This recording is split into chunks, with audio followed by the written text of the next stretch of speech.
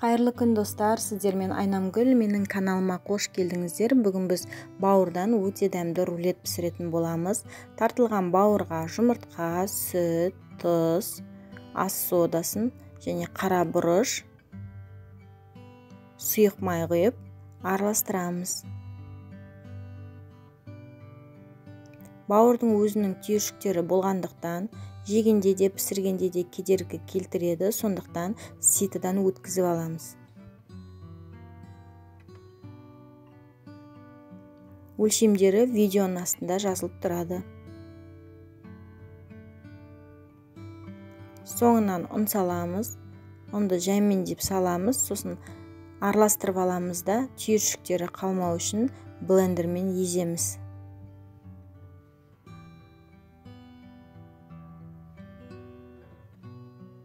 Енді блин етіп пісіреміз.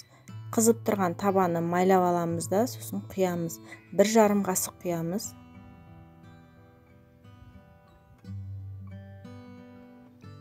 Орташа отта 2 жағынан пісіреміз.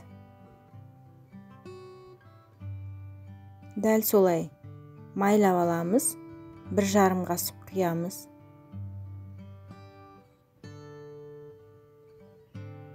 Міндетті түрде қызып тұрған табаға құямыз. Сосын 2 жағынан пісіріп аламыз. Енді салмасына қызып тұрған майға сәбіз бен пиязымызды салып қуырамыз. Дәміне қарай тұз бен бұрыш саламыз.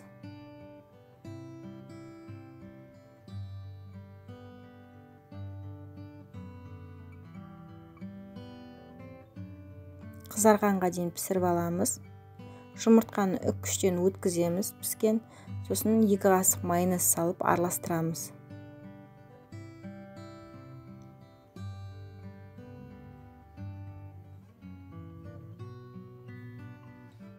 Енді бірінші бір блинчигімізді қоямыз да, үстіне жұмыртқаны жағамыз.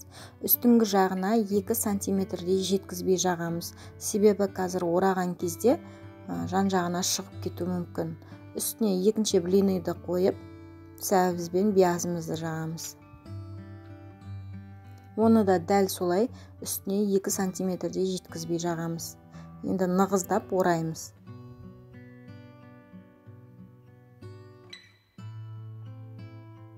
Өте дәмді болып шығады, достар, жасап көріңіздер.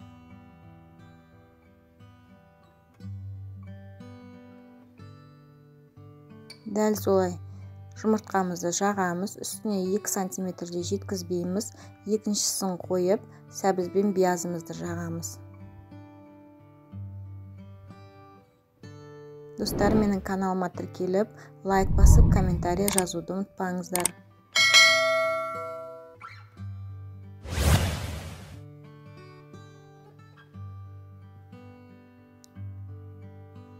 Нығыздап ораймыз.